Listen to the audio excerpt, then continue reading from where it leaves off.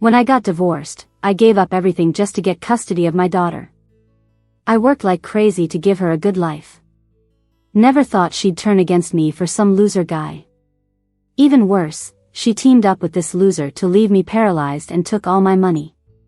Getting another shot at life, I've decided to give her the freedom she wants. Just because you're unhappy, does that mean you have to ruin my happiness?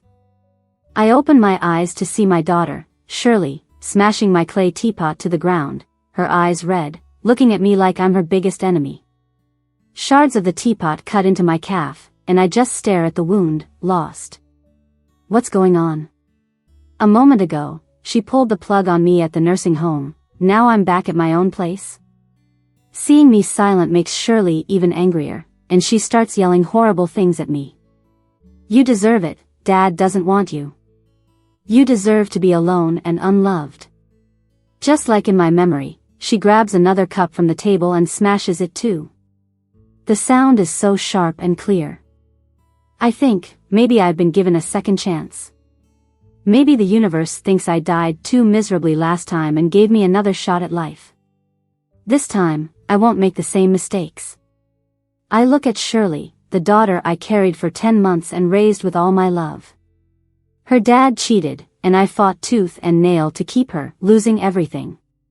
But she teamed up with outsiders to hurt me, eventually leading to my death. Thinking about it breaks my heart. At this moment in time, I had locked her up at home to stop her from moving in with Alex, enraging her. Last time, I wouldn't let her leave.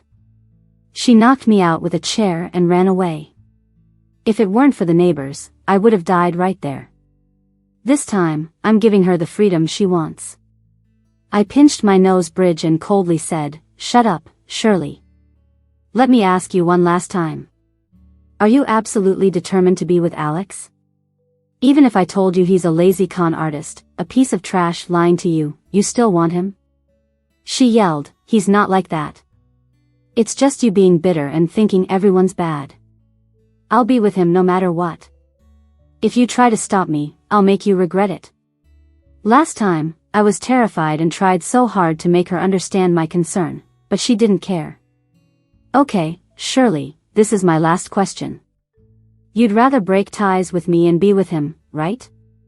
A spark lit up in her eyes, surprisingly excited. "Yeah. I don't want a controlling mom like you. Let me go, and from now on, I'm on my own." Maybe my heart was already dead from the last life, so hearing it again didn't hurt at all. "Alright, Shirley, go ahead then. Starting today, you're no longer my daughter. Got the disownment papers ready? Give them to me, I'll sign now." Last time, neighbors took me to the hospital, and when I got back 2 days later, there was a blood-stained disownment paper. Shirley had already signed it. Hearing this, Shirley quickly took out the papers and tossed them to me, eager, "Sign it." In 2 copies, I immediately signed my name. "Go, chase your love, Shirley. As you wish, you don't have a mom anymore. Who cares? I only need my dad." After letting her go, I sat on the couch for a long time, accepting the fact I've restarted my life. In the following days, I put the house up for sale. It sold fast because the location was good, and the price was fair. I moved to a place close to my company, originally intended as a gift for Shirley after she graduated, along with some company shares. Now, with 6 months until her graduation, she's lost the right to have these. 3 months later, a former security guard called, saying Shirley was causing a scene at our old place, claiming it was her home. He asked me to clarify. I told him, I don't have a daughter. A video of Shirley's outburst ended up online. I saw that she looked thinner, her hair shorter, bringing back memories of a past life. Around this time, she came back wearing the same outfit and haircut, crying on the sofa about how Alex mistreated her. He doesn't work, took my stuff to sell, hit me, and wouldn't let me call you. I escaped secretly. Mom, I'm sorry. I'll listen to you from now on. Back then, I was heartbroken, hugging her and crying together. After that, I transferred $1 million to her to buy clothes. She disappeared the same day with the money. I thought something happened to her. I searched everywhere and almost called the cops because she wouldn't pick up. A colleague then told me they saw Shirley at a bar. I drove in the rain to find her, only to see her in a private booth, kissing Alex on the couch. I was so mad I slapped Alex, then dragged Shirley away, warning Alex not to get near her again. Who would have thought? Shirley saw me slap Alex and turned right around and scratched my face, leaving 3 long bloody lines. She shook off my hand and threw herself into Alex's arms, tenderly touching his face with concern in her eyes. "Alex, are you okay? It's all her fault, she's just a lunatic. Don't pay attention to her." My heart was frozen at that moment. I'd been searching for her tirelessly for a whole day and night, only to be scratched up over some jerk, and called a lunatic by her to boot? Alex gave me a sleazy smile, his eyes full of blatant scheming. I genuinely felt heartache for my daughter, almost begged her, "Shirley, come home with me. I won't harm you. This guy is no good for you." But Shirley seemed bewitched, clinging to Alex's neck and yelling at me, "Can you just stop bothering me and get lost already? You're just jealous I'm happy, aren't you?" My head spun and I almost stumbled backward.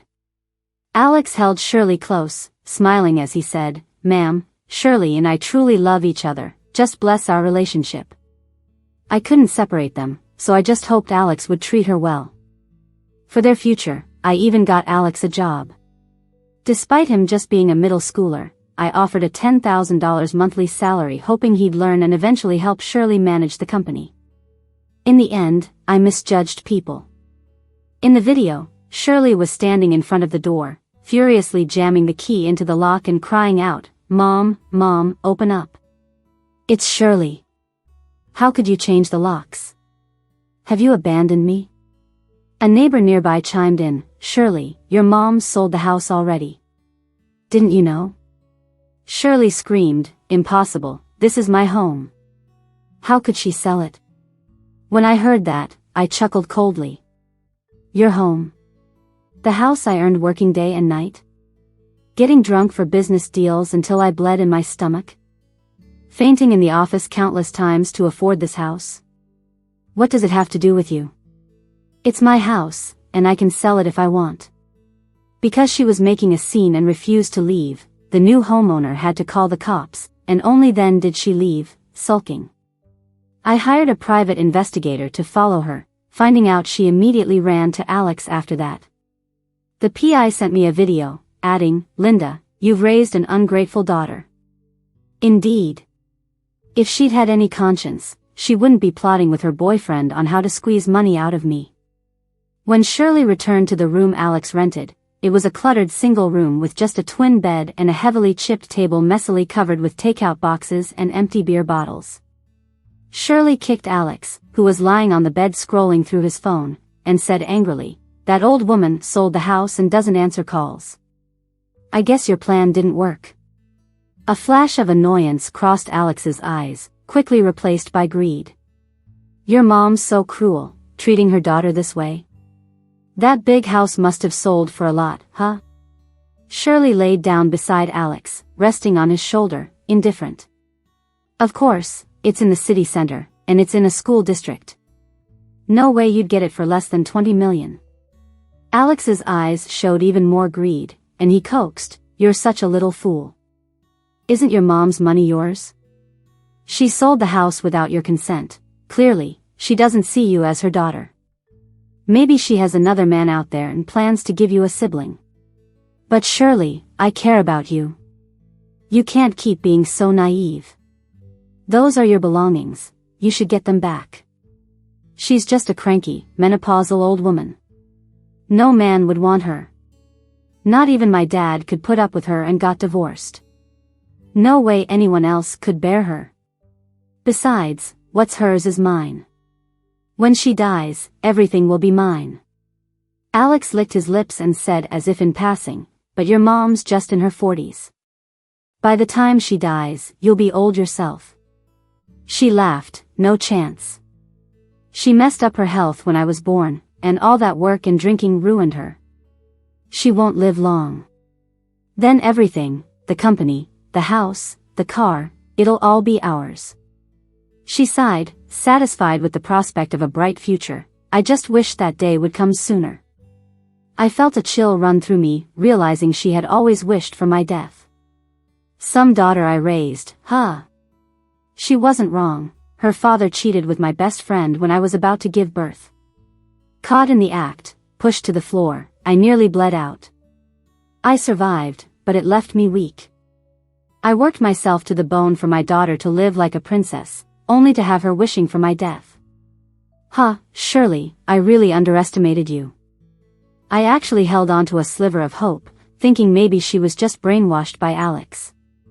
Never thought she was truly this malicious herself. In the video, they were discussing how to ambush me at the company. Their goal was money. They wanted to buy a house. The next morning, the receptionist told me Shirley was downstairs making a scene. I had already instructed everyone at the office, Shirley is no longer my daughter, so no one would let her up. I sent my assistant down to deal with it. I said if things got out of hand, just call security to kick her out. Then, I signed a scholarship plan without a second thought. Shortly after, my assistant rushed back up, saying Shirley pulled out a knife and injured the security guard's arm.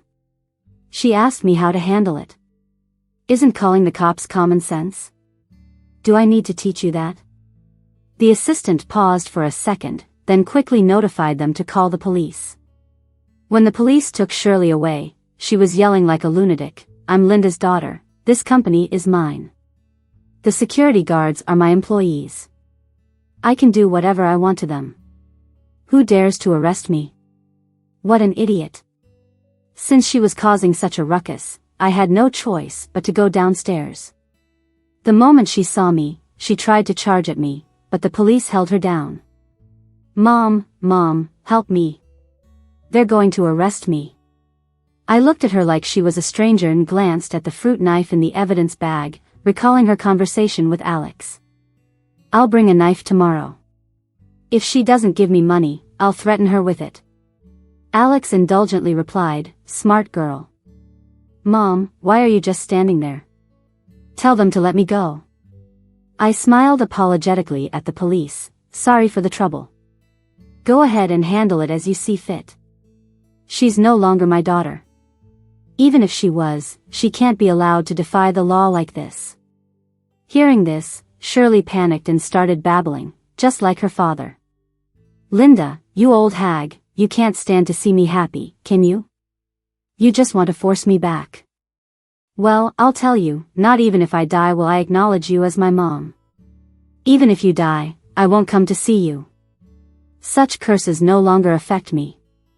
Don't worry, you won't have a mom anymore. After she was taken away, a private investigator sent over a photo. It was of Alex hiding in the shadows, filming the whole thing. I snorted. The same old tricks from a past life. Do you think I'm going to give in this time? In my past life, there was no incident like this, so there wasn't any video. Instead, Shirley posted a long complaint and some photos online, accusing me of controlling her. She claimed that since childhood, everything she ate, wore, or did had to be approved by me. She said she was about to graduate university but still didn't have the freedom to date.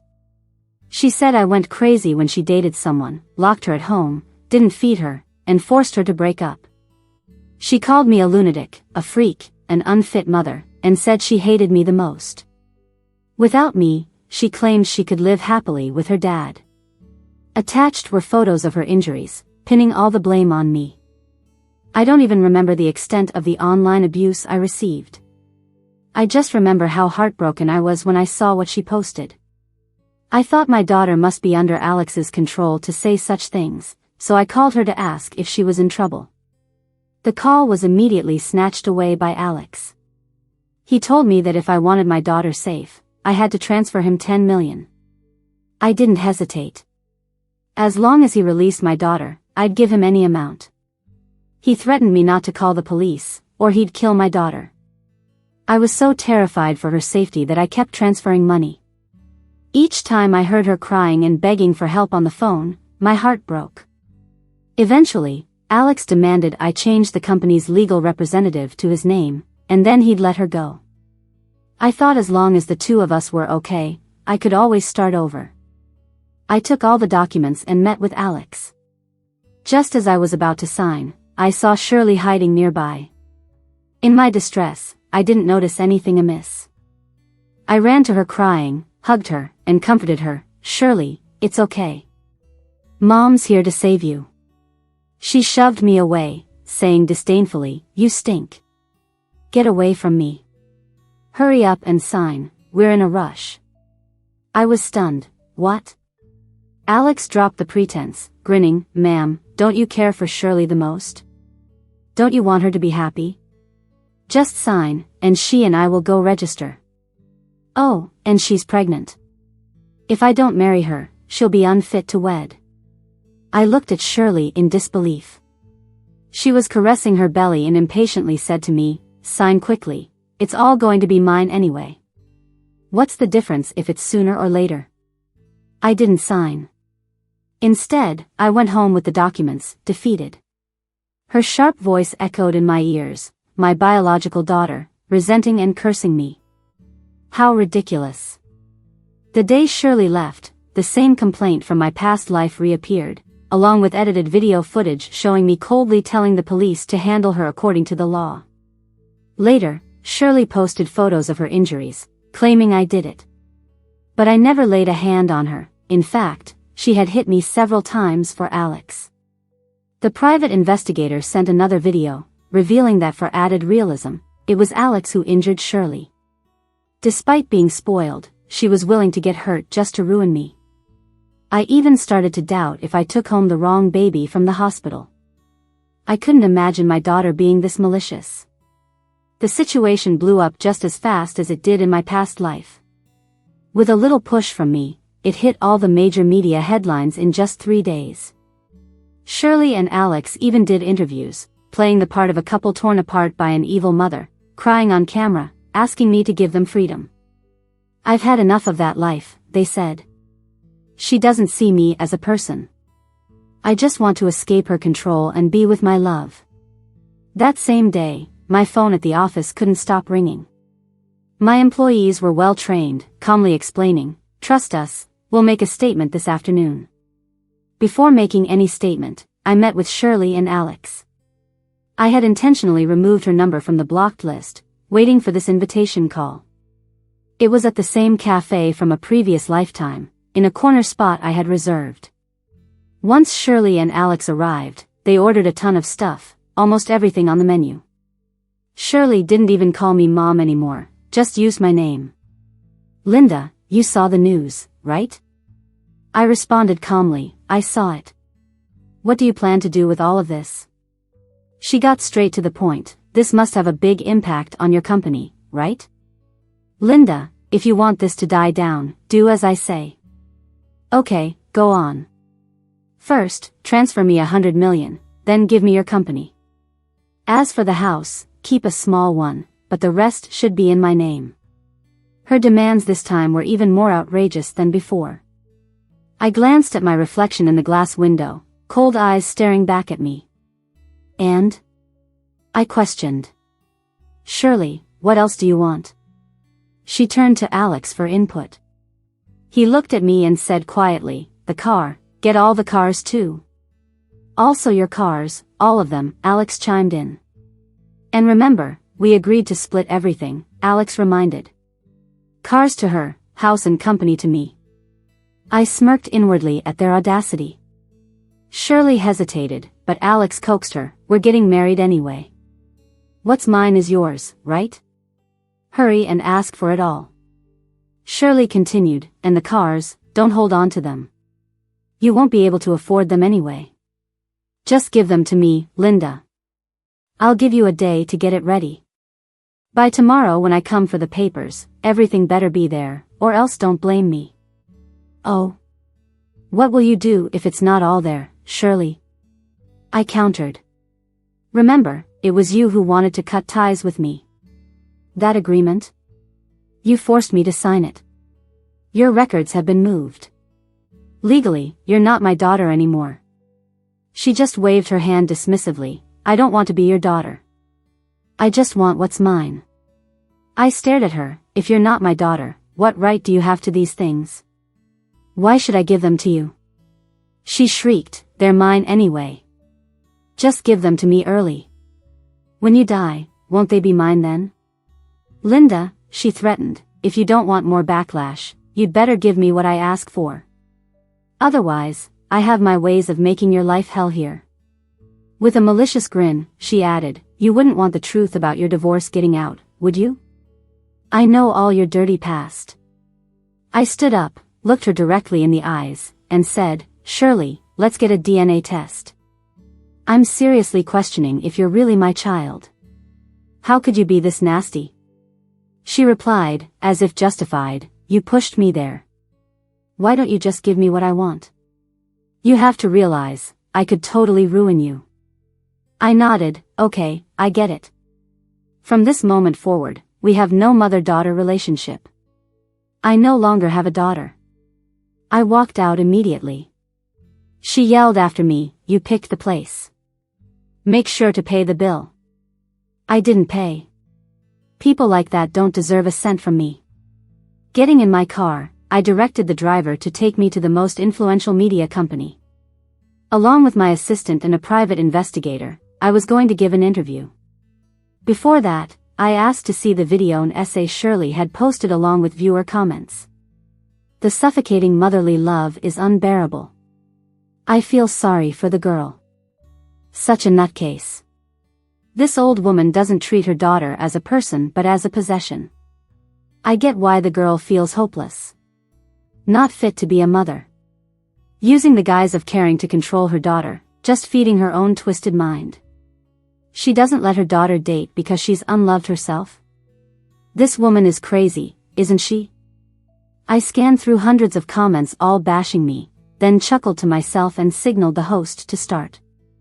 The host, a young man with clear bias against me, dove straight into the topic. Ms. Linda, care to address the issues your daughter raised? As a mother, hitting and restricting your adult daughter's freedom is illegal, isn't it? Staring at the muted video, I started explaining.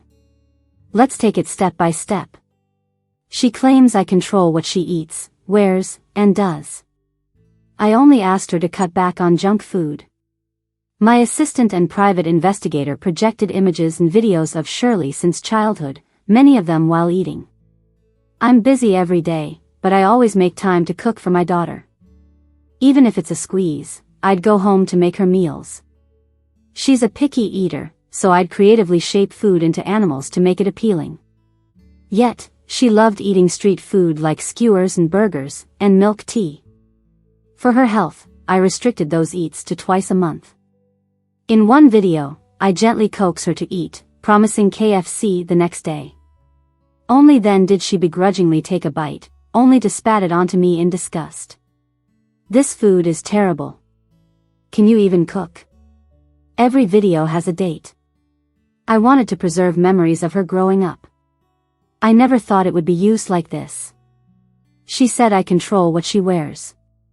But honestly, I just didn't want her dressing so out there in high school. I couldn't keep control, though. The assistant showed Shirley's picture.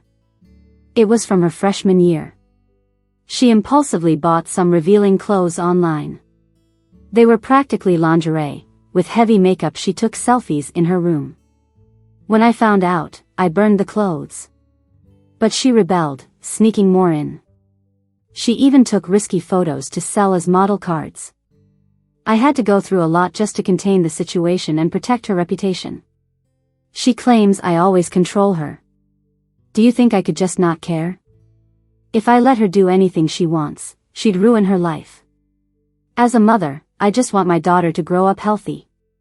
Is that wrong? She accuses me of stopping her from dating. But really, besides twice in middle school, I only advised her to wait until college. I wasn't meddling in her love life, just telling her to protect herself. Of course, there's Alex. I didn't want her with him for reasons. In the video, you see texts I sent Shirley. It's all advice about safeguarding herself while dating, exhausted from giving my all. Her replies, though, were always impatient, sometimes even insults. She complained I was too controlling. Why should you care? Is it because you don't have a man, so you meddle with me finding one? I've already booked a hotel room with someone, what can you do about it? Her tone oozed with arrogance. All I could do was beg her to use protection. In sophomore year of college, she ended up pregnant and had an abortion at a shady clinic. She almost died. I drove across the state to get her to a real hospital. The host stared at the evidence in shock, at a loss for words. I looked into the camera and spoke slowly. I want my daughter to be happy, so I opposed her relationship with Alex. Alex's past was shown on the screen, dropping out in junior high, getting someone pregnant, theft, jail time for fraud. He wasn't looking for a job, he couldn't. He used his looks to manipulate naive girls, recording them to blackmail money. That was his income. Would you let your daughter be with someone like that? I sighed, rolling up my left sleeve to reveal a twisted white scar running from wrist to elbow, surrounded by deep marks, ugly and unsettling. Seeing my arm, the host was stunned. That injury is. I chuckled bitterly. She wanted to move in with Alex. I told her he wasn't good for her and she went hysterical, stabbing me with a pen. After stabbing me, she ran off. I had to find her, not even bandaging my wound. I couldn't watch her ruin her life yet again, but look how she treated me.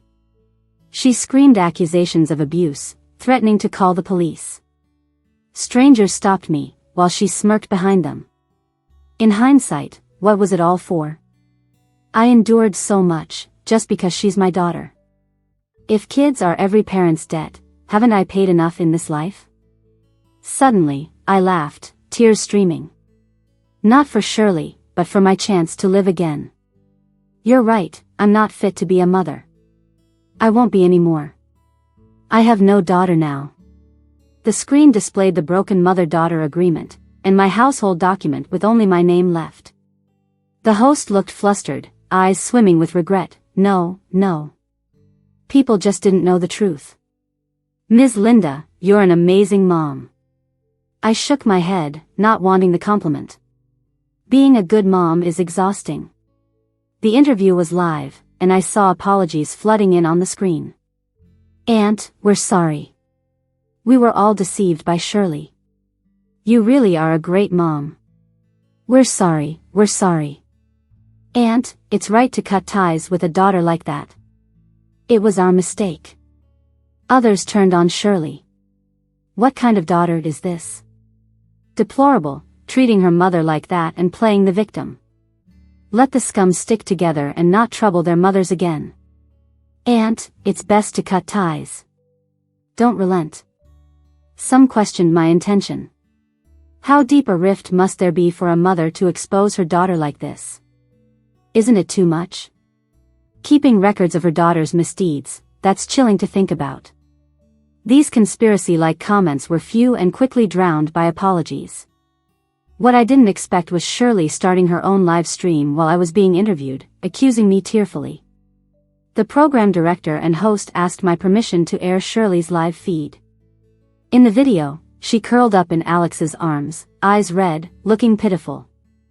Remarkably, it was in that same cafe again. Why was I in the coffee shop? Because that woman called us over. She threatened me and my boyfriend, saying we wouldn't be able to stay in this city if we didn't delete the video. She took all my documents and money and sold the house my dad bought me. She won't let me go home and says she'll ruin my reputation. Please help me. That woman is terrifying. She's crazy. Even my dad was scared of her, that's why he divorced her. Shirley cried her heart out in the video, and people could relate to her more than my calm demeanor. So, some started doubting my evidence. She's just crazy. She would often hit my dad and break things around the house. For his safety, my dad had no choice but to divorce her. My dad wanted to raise me, but she used me to threaten him for child support. She said if he didn't give her custody, she'd kill me. My dad was afraid she'd actually go insane and hurt me, so he gave her custody. I've lived under her violence for years. You can see the bruises on me from just the day before she hit me. She showed everyone her swollen face, the scar on her forehead, and bruises and cuts on her arms. Linda, people say even a tiger doesn't eat its cubs, so why are you so vicious? The host was confused, unsure who was right between Shirley and me. She looked at the director for help.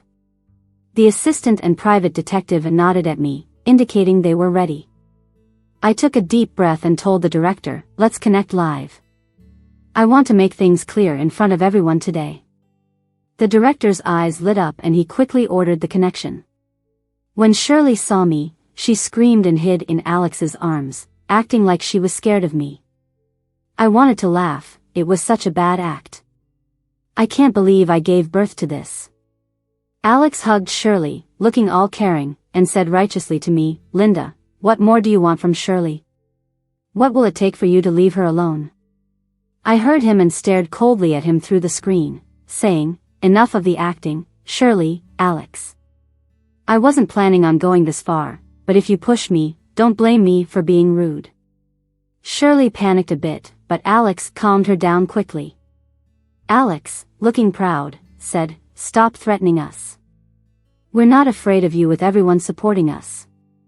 Shirley, almost in tears, added, Linda, we've cut ties as mother and daughter, I'm begging you, just leave me be. I signaled the assistant to release the video of my morning meeting with Shirley. I was going to let it go only if you left me alone. Shirley, you're not a child anymore, some things can't be solved with tears and tantrums. You need to learn to face the consequences of your actions. We played the whole video of our conversation, exposing their ugly greed, no longer able to hide behind a facade in HD. When people saw them pushing me to hand over my assets, the comments started flying, calling them shameless. When Alex hit Shirley, and they both looked excited to frame me, the comments went wild. How disgusting. Dumping your mom for a jerk and still have the nerve to demand her property? Where's their shame? You can hear that man scheming from miles away. Scumbag indeed. The woman isn't any better, scheming against her mom with him. It's truly eye-opening. I really thought the mom overdid it, but it turns out the daughter is just greedy. Planning against her own mom. Drama of the year, this story keeps flipping. Will there be more twists?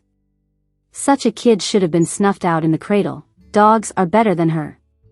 Shirley screamed, Linda, you dare plot against us? You old hag, that was supposed to be mine. Why don't you just give it to me? Seeing the video blow up, Alex wouldn't dare face anyone. He pushed Shirley aside and tried to run, but the coffee shop staff stopped him. You haven't paid, they said, disgust evident on their faces. Alex shoved the staff, it's Linda's order. Ask her. More staff members blocked him, sir, these are clearly your orders. Please pay. I'm broke. Ask her, he pointed at Shirley and fled while they looked at her. Shirley kept yelling, claiming my stuff was supposed to be hers. The house is mine, my dad bought it for me. You've had it long enough, and your company, my dad funded that too. Watching Shirley lose it, I thought she must really be crazy.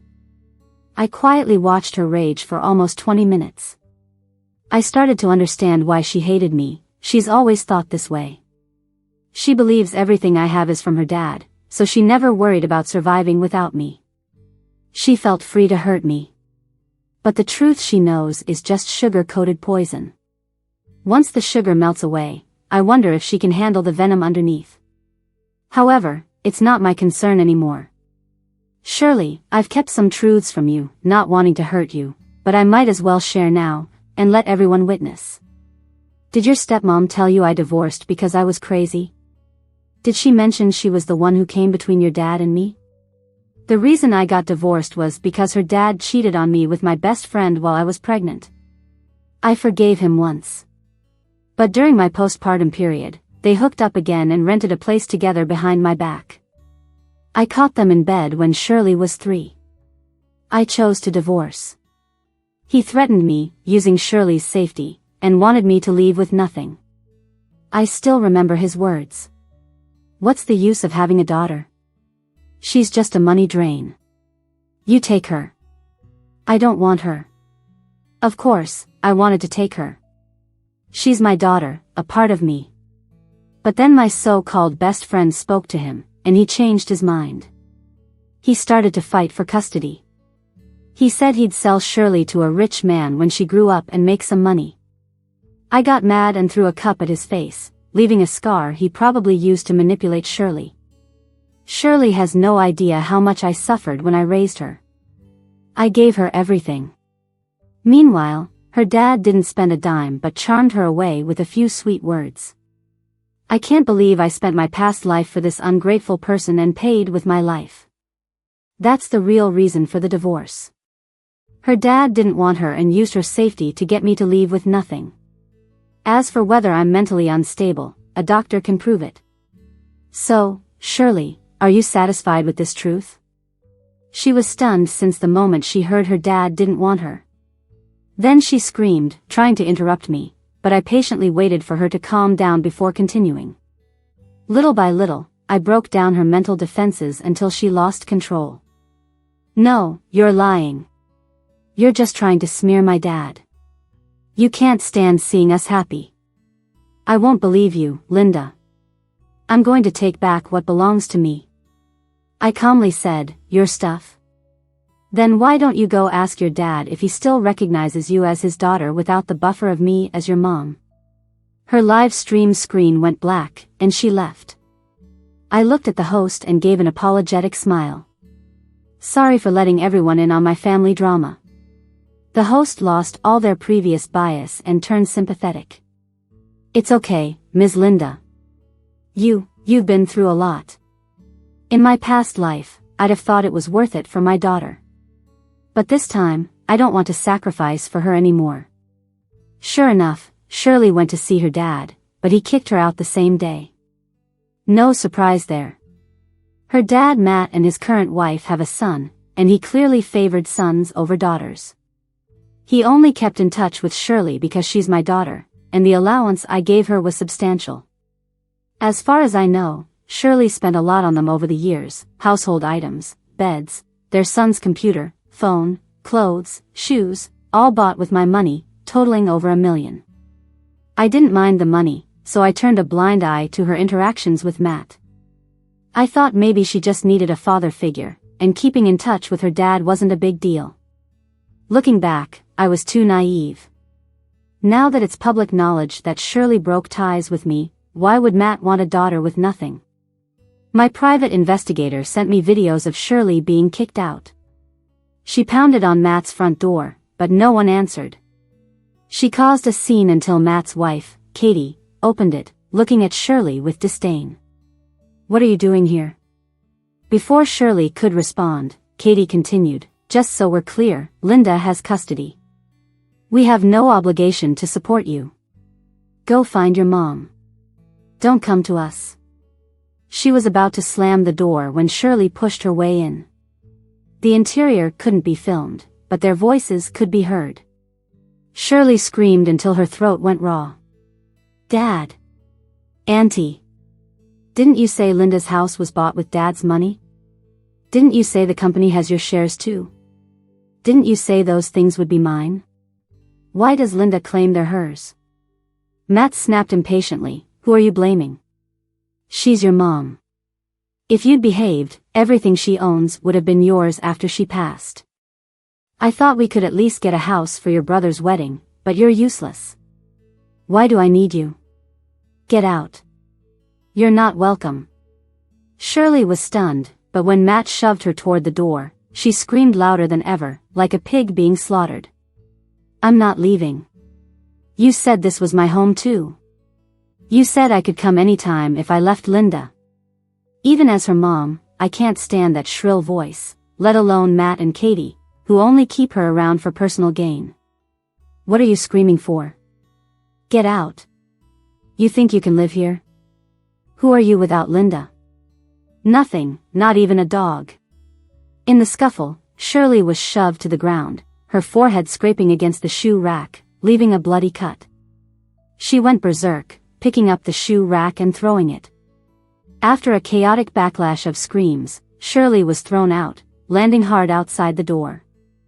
Matt, with a bloody forehead, took the scratched-up Katie to a clinic downstairs, leaving a swollen-faced, pitiful Shirley lying on the ground. She eventually got up, limping painfully away. Do you feel sorry now? If this was in a past life, I would have been heartbroken seeing her like this. But in this life, I felt nothing. My heart is dead. To me, she's just a stranger who killed me once. For over a month after that, all the news about Shirley came from the private detective. She was having a rough time. Without my protection, the truths I had once hidden for her were exposed. Photos of her checking into hotels with different people and other personal pictures spread everywhere. Without the status of being my daughter, she fell from a rich girl to someone everyone tread on like dirt. At school, she was always causing trouble, fighting, arguing, disrupting peace. The scandal from the photos was so damaging that the school decided to expel her. She caused a scene in the office and got kicked out by security. Having nowhere else to go, she went looking for Alex only to find that he had moved out and blocked her. Smartly, she sneaked into a bar and found Alex with a new girlfriend. She immediately rushed at them, got shoved to the ground by Alex, hit a table, and passed out with a pool of blood beneath her. Turns out she was really pregnant, but she lost it. Yet, Alex and Shirley got back together. After they reconciled, things were calm for a while. I couldn't relax, though. In my past life, when they couldn't take my business and house, they tampered with my car, causing an accident that left me paralyzed. They took all my assets, and Shirley personally removed my oxygen mask in the nursing home when I was no longer useful. This is my final trial. Shirley, will you still try in this life? I didn't wait long. Shirley showed up, sporting a fake pregnancy belly, clearly planning to play the sympathy card. The moment we met, she dropped to her knees, grabbing my legs and crying. Mom, I was wrong. I know I was wrong. I'll listen to you from now on. Please don't abandon me. I'll never leave you again, Mom. I was so foolish before. Now I realize how good you are to me. Please forgive me, Mom. Mom, I'm pregnant. There's your grandchild in my belly. Can you bear to see him suffer? Having raised her for over 2 decades, I could easily tell if she was lying or telling the truth. When I saw the malicious glint in her teary eyes, I felt a chill. She wasn't there to apologize, she came to finish me off. Looking down at her, I said in the gentle voice I always used, Shirley, as long as you're my daughter, everything I have will eventually be yours, you understand? A greedy flicker crossed her eyes as she quickly responded, I understand. I really do, Mom. Give me another chance, please. I patted her head and helped her up. She thought I had forgiven her and happily sat on the office sofa, saying, Mom, since I'm back, unblock my bank card. I need nutrition for the baby. Oh, and where are you living now, Mom? Give me a key. Also, get my room ready, I'm moving back today. Just then, my assistant walked in, and Shirley pointed at her, Hey, yes, you. Get me a milk tea from Century Plaza. Reclining comfortably, she turned to me, Stop working. Let's go eat. I'm starving. My assistant looked at me, nervous and helpless. I signaled her to leave and ignore Shirley. She hurriedly closed the door and left, relieved. Oblivious, Shirley kept ordering me around, Hurry up. I want to go to the restaurant for beef pot. Why are you so slow? Unmoved, I continued reviewing my files without even lifting my eyes. Go eat whatever you want. I have work to do. No way. You have to come with me. Her voice rose several pitches, piercing. After realizing her overreaction, she awkwardly avoided my gaze. I just want to have a meal with you. It's been so long. Let's go. She grabbed my arm. The touch gave me goosebumps, like a snake crawling over my skin. I wanted to see her true intentions, so I agreed to go. She insisted I drove my usual Mercedes, and I complied. I noticed the satisfied smirk in her eyes as I got in. Once at the parking spot she designated, she eagerly took my keys. Watching her scarf down food upstairs, the detective's message came in with a photo and video. Alex tampered with your car. Should I call the police? In the photo, Alex was wearing a black cap, tinkering in my car. I replied, not yet. Calling the cops won't do much good right now since nothing's happened yet, but attempted murder is a whole different story. After dinner, Shirley told me to wait while she went to the restroom. When she returned, she handed me the car keys. I lied, saying I wasn't feeling well and didn't want to drive, planning to call a driver instead. She got all panicked. No, you have to drive, she yelled, then lowered her voice and added, I mean, it's not far. You should just drive yourself. Didn't you always say I should handle my own things?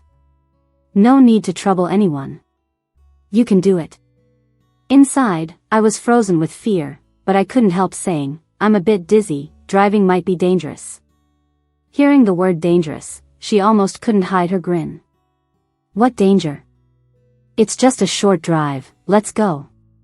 A private detective texted me, saying the brakes had been tampered with and to be careful. He'd be following me, trailing Shirley and Alex. Sure enough, right before getting in the car, Shirley made up an excuse to stay behind. Then, she and Alex hopped into an unnoticeable car, following mine.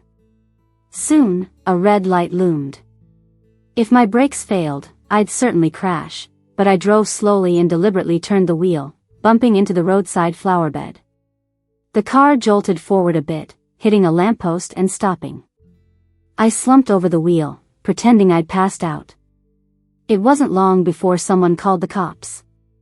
What happened next was very reminiscent of a past life. As soon as the police arrived, Shirley and Alex rushed over, crying out, Mom, are you okay? You can't be hurt. Mom, I'll take you to the hospital. I'll fix this.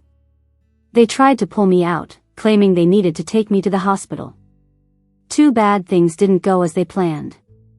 The cops wouldn't let them touch me. Instead, they were separated from me. Don't move her, she might be injured. Moving her could cause more harm. Shirley anxiously asked, is she seriously hurt? Will she die? A cop shot her a confused look and frowned, not responding. I knew why. Shirley's tone sounded almost eager at the prospect of my death. Shirley impatiently cried out, I'm her daughter. If she dies, all her assets are mine. Give me back my mom. I need to take her to the hospital, she hasn't signed the transfer papers yet. She lunged forward to shake me again, this time forcefully, only to be pulled back by the cops. What's wrong with you? This counts as attempted murder, you know? Unperturbed, Shirley shouted, what are you doing? I'm her daughter. Give her back, or I'll complain about you. Alex chimed in, and the two kept trying to get to me until no chance remained. Until I slowly woke up and weakly said, Officer, my brakes failed. I suspect someone sabotaged them. Shirley and Alex were taken away. They probably thought I was a goner, so they didn't even bother to cover their tracks. Evidence came out easily. 2 charges, attempted murder and conspiracy. Shirley got 5 years. Alex got 6. As for Matt and his family, without Shirley feeding them my money, their lives spiraled. Matt developed a gambling habit and lost the house. Unable to cope, Katie took off with someone else, leaving them destitute. They actually came to me for help with their debts. What a joke, I had security kick them out. Later, Shirley kept asking to see me. I refused every time. Any feelings I had for her vanished with each betrayal. From the moment she pulled out my oxygen tube, I didn't have a daughter anymore. Though I lost my biological child, I gained so many who loved to call me Mom. I invested in a welfare center for orphans. In just a few years, I've taken in hundreds of kids. These kids, with no blood relation, are way more caring than my own daughter ever was. Turns out, without having to worry about Shirley and with so many children depending on me, life's incredibly relaxed, fulfilling, and happy.